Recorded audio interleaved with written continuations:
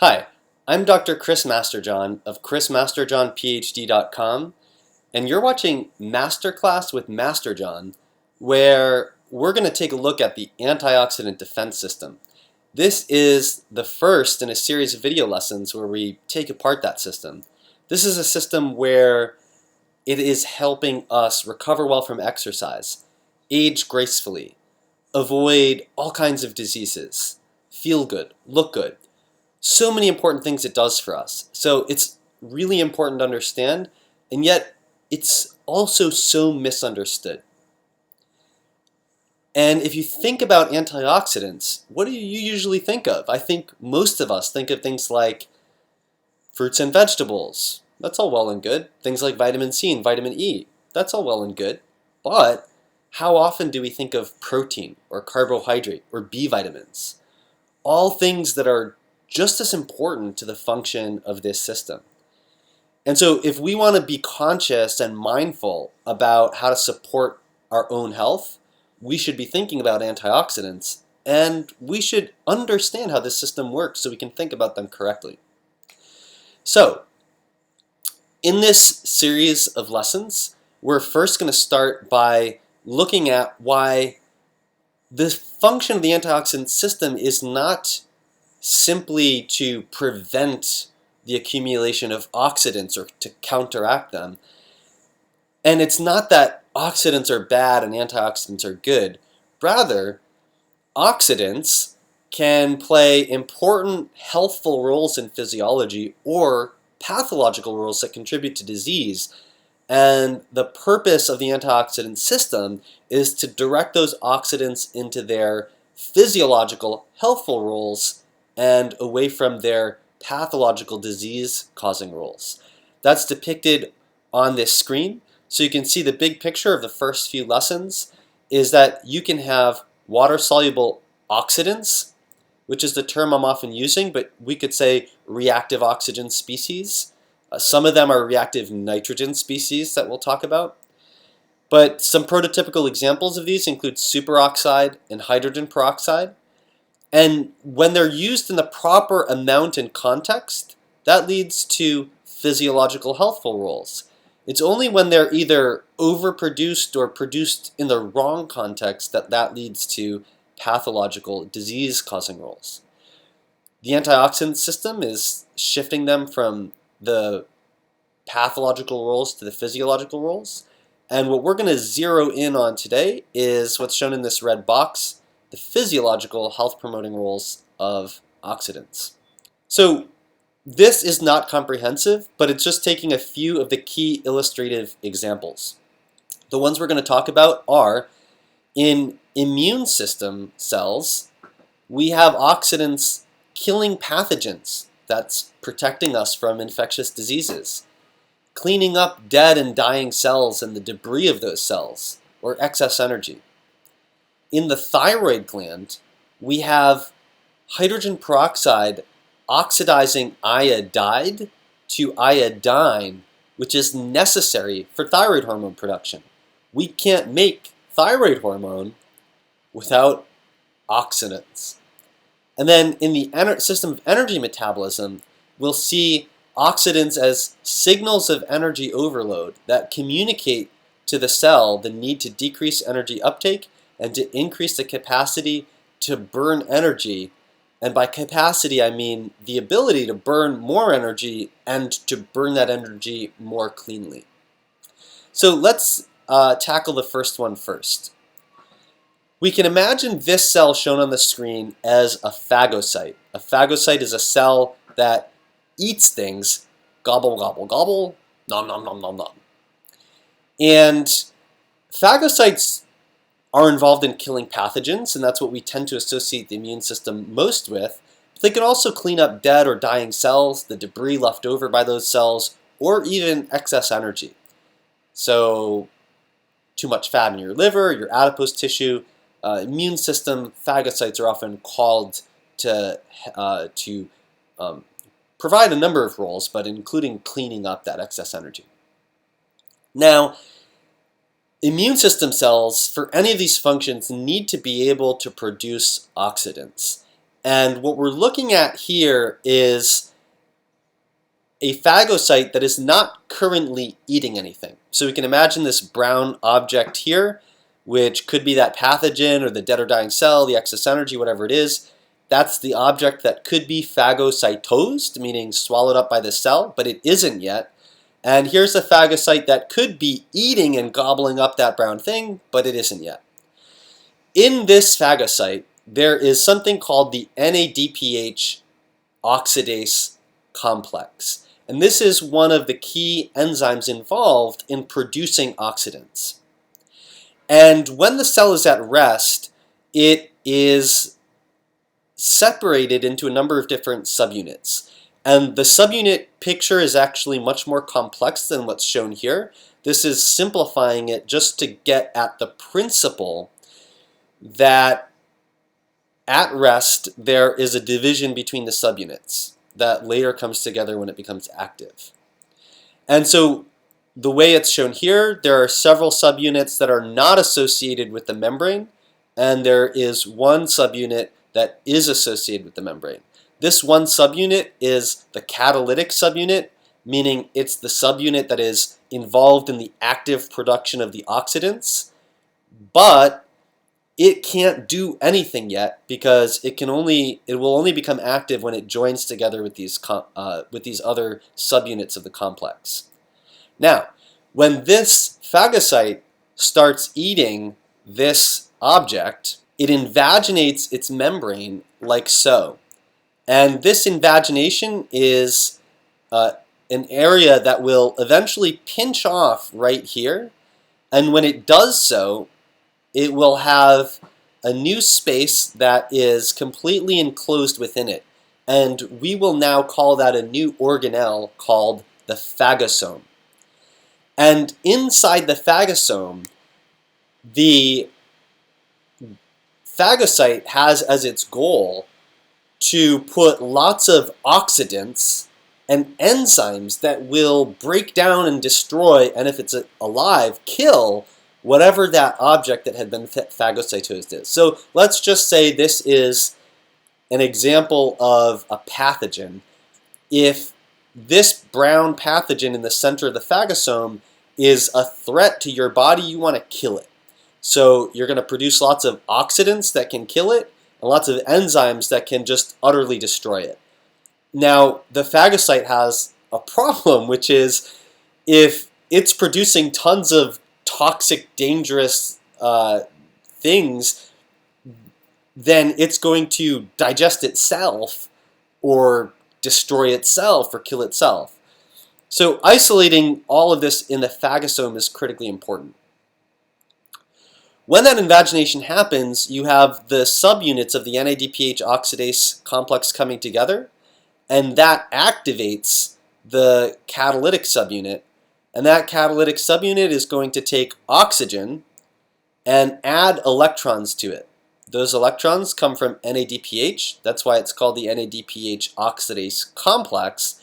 NADPH is not shown here, but it's carrying those electrons from glucose. Now, when it adds electrons to oxygen, oxygen becomes superoxide. Superoxide, as signified by this dot, is a free radical. That means it has an unpaired electron, and that gives it a voracious appetite to get another electron, and that to pair them up, and that makes it highly reactive. This formation of superoxide and the oxidants made from it that we'll talk about soon is called the respiratory burst or the oxidative burst, and it's a central feature of the immune response. Now we can take this superoxide and we can do a couple things with it. First of all, we can make hydrogen peroxide from it. You may have hydrogen peroxide somewhere in one of your cabinets, and maybe you use that when you're wounded to kill pathogens. Our immune system is doing the same thing. Superoxide and hydrogen peroxide are toxic and can damage macromolecules, meaning large structures within that pathogen. And they can also activate proteolytic enzymes, which are enzymes that digest proteins. So that means that they have both the capacity to kill the pathogen and also to activate its digestion. The end consequence of this is that the pathogen is destroyed, and that is a successful immune response. A further role of these oxidants is for an enzyme called myeloperoxidase, which is stored within granules, to fuse with the phagosome. And when it does so, that enzyme will be released into the phagosome and will convert hydrogen peroxide to hypochlorous acid, otherwise known as bleach.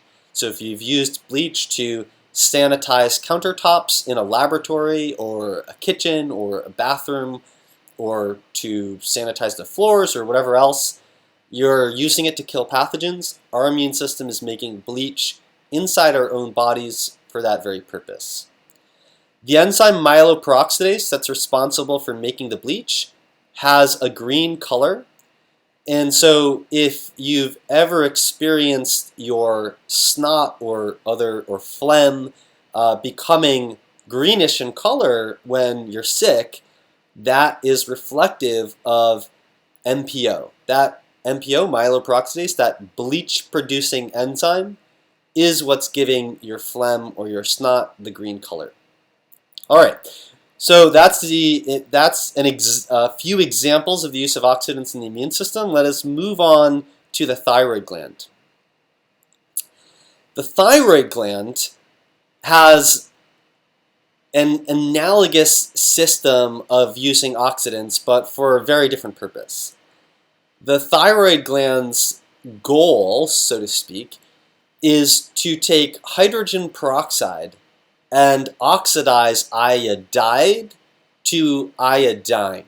You can see on the picture here, iodide is the ionic form of iodine. Ionic means it has a negative charge, and also means each iodine ion is floating around individually. During its oxidation, it becomes diatomic iodine. This is a molecule composed of two iodine atoms joined together. That's why it shows I2. And that is what is used as the precursor to thyroid hormone. So the way that you oxidize iodide to iodine in the thyroid is with the enzyme thyroid peroxidase, or TPO, and the oxidant used for that purpose is hydrogen peroxide. Now, that means that the thyroid has to produce tons of hydrogen peroxide to get this done, but we already saw in the case of the phagosome that we had to isolate that hydrogen peroxide somewhere, namely, in that case, in the phagosome. Why? Because just as it's toxic to the pathogens, it's also toxic to the phagocyte, or to the surrounding tissues. And we don't want to damage our thyroid gland either. So the thyroid gland needs to have a way to compartmentalize the hydrogen peroxide. The way it does that is that it has a dedicated space called the follicle lumen. And this is within the thyroid gland, but it is outside of the thyroid cells. So the main form of cell in the thyroid gland is the thyrocyte, and everything within this green compartment here is part of the thyrocyte.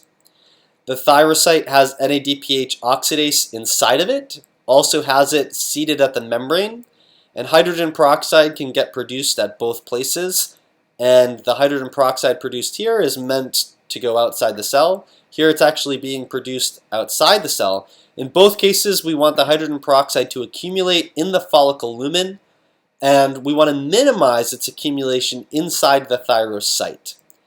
Oxidizing iodide to iodine outside of the thyrocyte helps keep all of the oxidants out there where they're not going to damage the cells of the thyroid gland.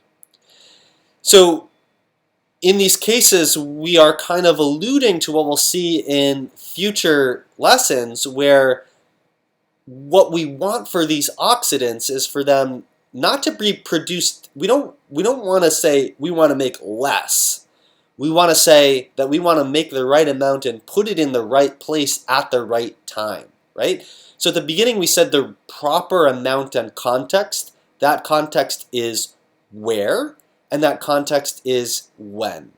In the case of the phagocyte, where is in the phagosome. When is when you need them because you've just eaten up a pathogen or something else you want to destroy. In the thyroid gland, where is in the follicle lumen, and when is when you need to make thyroid hormone. Together, where and when is context. If where and when is good, physiological healthful roles of oxidants. If where and when is bad, that's when you get a problem. Okay, now let's take another example in energy metabolism.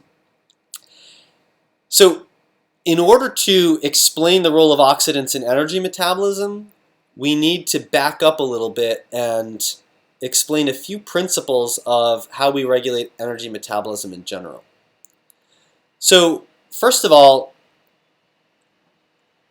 if we're breaking down energy in order to make ATP, which is the universal energy currency of the cell, we need ways to know, do we want to break down more or not?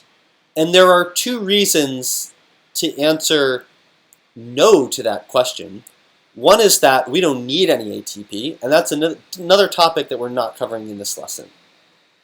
But reason number two is we can't handle the demand placed on the mitochondria to make that ATP, so we have to say, hold up, I can't. The mitochondrion is saying, hold up, I can't handle the tasks given to me, so do something else with this energy.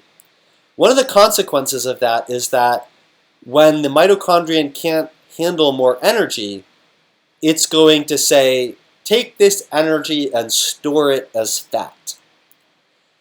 Now, shown on the screen is the critical biochemical event that initiates that decision to store the energy as fat. If we take acetyl-CoA, which is the intersection of all anabolic and catabolic reactions, meaning all breaking down things and building them up, usually if we make fatty acids, for example, we make them from acetyl-CoA. If we burn fatty acids for energy, we break them down into acetyl-CoA. We can get acetyl-CoA from carbohydrate, from fat, from protein, doesn't matter. Shown on the picture is, it's depicting it as getting acetyl-CoA from glycolysis, which is burning carbohydrate for energy, or beta-oxidation, which is burning fat for energy. Doesn't matter where it came from, it's acetyl-CoA. Acetyl-CoA is going to enter the TCA cycle, which is how it's further broken down for energy. And if we're going to break it down fully so we can maximize ATP yield, we're going to do that in the electron transport chain. But before we get to the electron transport chain, we enter the TCA cycle, and the first thing that we form is citrate. Now, if the cell decides I'm going to metabolize citrate to fully break it down for ATP, it continues to go through more steps in the cycle. But if the cell says, I'm not going to break down more energy, I'm going to store this as fat, it shunts citrate from the mitochondrion into the cytosol, which is the main water-based fluid in between all the cell's organelles. And in that cytosol, that citrate generates acetyl-CoA, and that acetyl-CoA is used to synthesize fat. Now, that means that citrate moving from the mitochondrion to the cytosol is the critical biochemical event that initiates fat storage. How do oxidants regulate this picture? Well, let's say we're breaking these down for energy in the electron transport chain. The electron transport chain will always, most of what it does is it takes oxygen and it makes water. And the process of taking oxygen and turning it into water is what allows it to engage in many other reactions that help us extract energy from food to make ATP. But a small amount of that oxygen is always used to make superoxide and hydrogen peroxide, oxidants that we've been seeing from the beginning. If you place more demand on the mitochondrion than it can handle, if you're saying, here, take all this energy and make ATP, and the mitochondrion can't handle all that energy, the concentration of superoxide and hydrogen peroxide increases. And as it increases, it traverses into the TCA cycle where it will inhibit the enzyme aconitase. Aconitase is the enzyme that converts citrate to isocitrate, and that's what allows citrate to go further down in the cycle to be fully burned for energy. Aconitase has an iron-sulfur cluster that gets oxidized by superoxide and hydrogen peroxide, and if it gets oxidized, it gets inhibited. If you inhibit aconitase, you inhibit the conversion of citrate to isocitrate. That causes citrate to get backed up in the mitochondrion. When citrate accumulates in the mitochondrion, it moves into the cytosol. When it moves into the cytosol, it becomes the source of cytosolic acetyl-CoA, which is used as the substrate for fatty acid synthesis. So, if you have incoming acetyl-CoA from carbohydrate, from fat, from protein, from wherever, and it goes to the TCA cycle, the mitochondrion can handle taking in more citrate, metabolizing it, fully breaking it down for energy, making ATP, it'll do so. But if it can't, it makes more and more superoxide. That gets converted to hydrogen peroxide, and those oxidants inhibit aconitase, cause citrate to accumulate, travel into the cytosol, and be used for fatty acid synthesis. So reactive oxygen species are communicating excess demand on the mitochondrion that cause energy to be diverted into fat storage. Now, if diverting that energy into fat storage relieves that burden on the mitochondrion enough that reactive oxygen species go down to normal, all well and good. But what if it doesn't? Then the cell has numerous other ways that it responds to the increased oxidant burden. First of all, hydrogen peroxide can diffuse into the cytosol where it'll inhibit glucose transporters. That inhibits glucose entering the cell. It can also inhibit fatty acids from entering the mitochondria. So it's acting to inhibit the incorporation of any new energy. So step one is take whatever energy you have, direct it towards fat storage. Step two is stop taking in new energy. It also acts on the nucleus and the mitochondrion to increase the expression of genes involved in mitochondrial biogenesis, which is the synthesis of new mitochondria, and antioxidant defense. That means being able to burn more energy because of more mitochondria, and to be able to burn that energy more cleanly because of increased antioxidant defense. This is one of the ways that you get fitness from exercise. You exercise, that creates, as that mitochondria becomes more active, more demand is placed on it, makes more reactive oxygen species. The hydrogen peroxide increases the production of more mitochondria. That makes you get fit. Okay? So together then, these are all multiple strategies designed to restore the balance between energy that comes in and what the cell can handle for burning energy.